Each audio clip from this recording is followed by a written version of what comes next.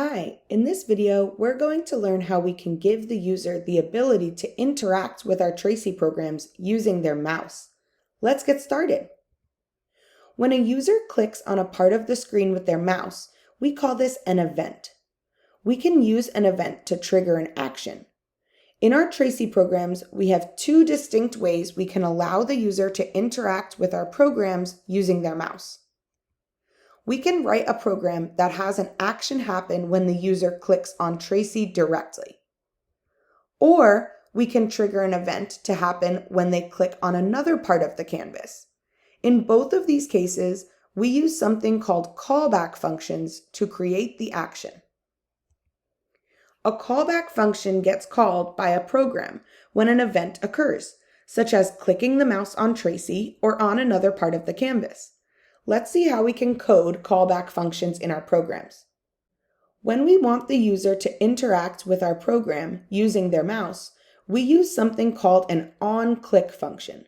To use it, we simply write onClick, and inside parentheses, we write the function name that we want to complete when the mouse is clicked. Note that we just use the name of the function, not a full function call, which would include a set of parentheses after the function's name. The function we want to call has to be defined previously in our program. There is only a slight difference between the normal way we define functions and the specific way we need to define a callback function, and that is the use of these two parameters, x and y. Now, these can be named anything we want, but they will always correlate to the x and y coordinate location of where the user has clicked. Let's take a look at an example. Here we are defining a callback function, makeCorner, which will have Tracy move forward 100 pixels, turn left 90 degrees, and then move forward 50 pixels every time the user clicks on the turtle. Instead of calling this function on its own, we are using it inside the onClick function as a callback function, which will run this function each time the user clicks the turtle. Let's take a look at this in action. Here we have our program. When we run it, we see that nothing's happening. That's because I need to click on the turtle to run the makeCorner function. Awesome! I can see those commands running, and if I click the turtle again, I see it run another time. What if I click anywhere else on the canvas? Nothing happens because this program is only running the callback function when the turtle is clicked. What if I want the turtle to move to the spot where I clicked?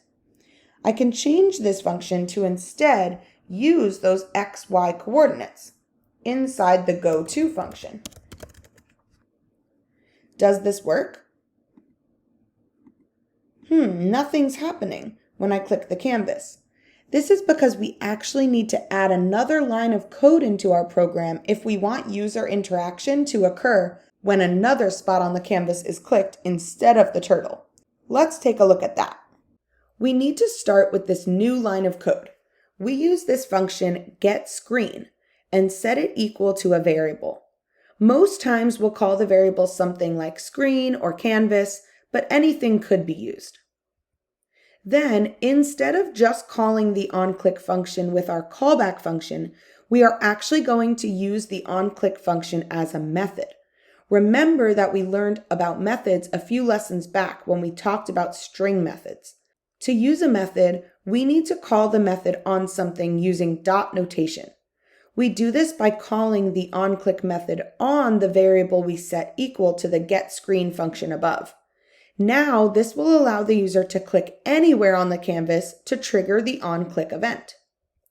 And just as before, we define that callback function with x and y as the parameters. Now we can actually use the x and y location of the mouse click in our commands. Let's see how.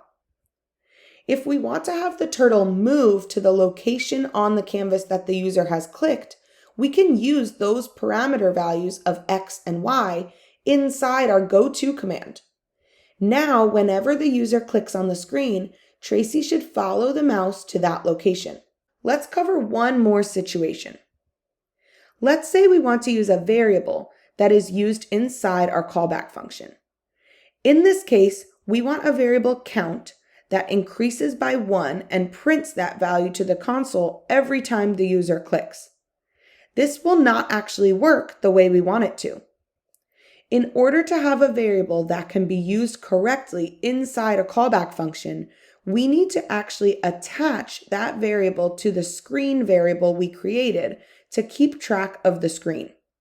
To do this, we use dot notation and write the name of the variable we saved to the getScreen function, followed by the variable name we want to use. We can initialize its value right here. Then, when we want to use that variable anywhere else in our program, we need to make sure we call it that way, using the screen variable and dot notation with the variable name. In this lesson, we learned how to allow for user interaction in our programs with mouse clicks. Now it's your turn to write some Tracy programs of your own using the onClick function.